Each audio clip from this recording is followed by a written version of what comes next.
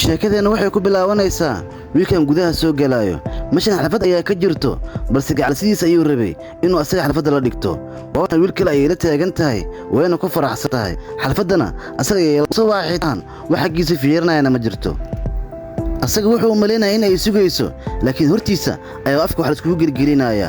ciil daraaddiisana wuxuu u sameeyay ayuuran waaye wuxuu go'aansaday masha inuu iskaga tago ayagana xitaa ma aysan fiirinin hase haatee asagana gacanta wuxuu ku waday toorto ugu talagalay gacalsidiisa inuu hadiyad ahaan uga dhigo inta uu socdana markasta uu soo xasuusanayay hase haatee wuxuu go'aansaday toortada naftirkeedaba dhulka inuu iskaga tuuro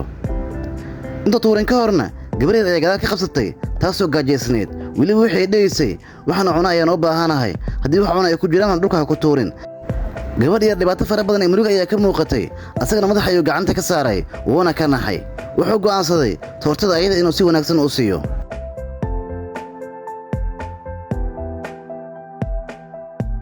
gaajo daran ayaa haysay isla markiiba cunad ayuu ku bilowday asaga aad ayuu u farxay wuxuuna aaminay toortadii meel wanaagsan inay hadda ay ku baxday gabadh ayuu madaxa ka salaaxaayey dareenna wuu u muujinaayey hase haatee dhan kale waxaa ka soo socotay gabadha hooyadeeda taasoo waalneed isla markii ayada waxay ogaatay hooyada laf-aanteedaba inay gaajaysan tahay toortadan xaggeeda ayay uga carartay habarta naftirkeeda iskama fiirine cunitaan ayay ku sii bilowday kii meesha fadhiyey in cabaar ayuu fikiraayey indhahayuu kor u soo qaaday wuxuuba arkay naagtan waalan ee gabadha dhashay isla markuu arkayna naxtin iyo murugo ama kaag ayay ku noqotay ayada laf ahaanteedana markay indhaha ku dhufatay way kala babadatay wayna naxday adiga miyaa wax yar kadibba xasuus ayay gashay waabatan ayada qurux badan iskana laafiyoonaysa dhan kale waxaa murmaayey wiilkii iyo saaxiibkiisa ayadana waaba iska soo aagmartay carafteeda ayaa soo jiidatay laakiin ayada waxay ahayd qof waxaasoo dhan iskala weyn yaabay qoftaa ma taqaanaa ma aqaana yaaqay si u soo laafiyoonaysana wiil ayaa ka hor yimid kaasoo fiyooro watay weliba jecel ayaa u sheegtay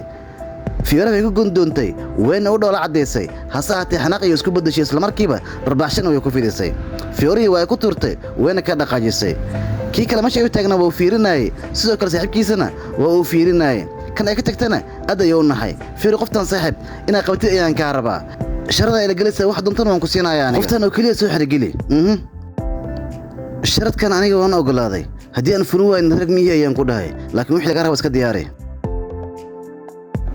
sharadkaba wuxuu ahaa gabadhaan in la soo xerogeliya ayadana magaalada iska wareegaysay marna fiideo iska duubaysay marna waa iska xarakaynaysay hase haatee wiilkan mar kasta wuxuu bilaabay inuu ayada daba dhigto si ugu soo jiidan lahaana oo ka shaqeeyo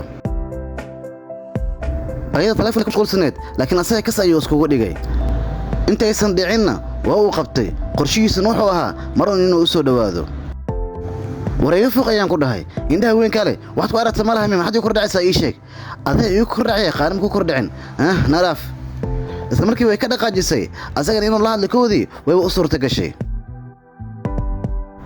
maalintii xigtayna waddada ayuu ku arkay hase ahaatee markii aga martay kadibna isla markii asagaba wuu ka soo daba istaagay inuu daba kaca ayuuna bilaabay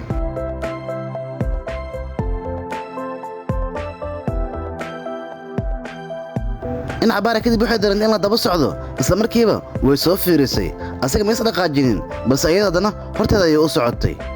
sidoo kale asagana kama harine wuu soo daba socday markaa meel darjiin ayay fadhiisatay sidoo kale asagana dhan kale ayuuba ka fadhiistay sidoo kale wuxuu bilaabay taleefon inuu soo baxsado wax kasta ay samaynaysana uu ka daba sameeyo wax kasta ay ku hadlaysana asagoo uu ku hadlaayey wuu la dhaajinaya micnaha ayada way xanaaqday taleefonkana waa ay damisay kale adiga ma waalan tahay may adiga ma waalan tahay ciil badanaa ugu dambayn soo la dhaajinaayana ayada waa iska istaagtay wayna kaga dhaqaajisay meesha asagana markaan waddo kale ayaa u furantay oo ayada kula kaftami karo ugu dambayna way soo jeesatay ayadoo dhehayso adiga waad waalan tahay weliba dhoola caddaan ayay ku sii dartay asagana intaasi farxaddiisa ayayba ahayd haddii ad ku cusubtaa sheekooyinka saxlafna fadlan follow soo dheh la soco qaybta xigta mahadsanid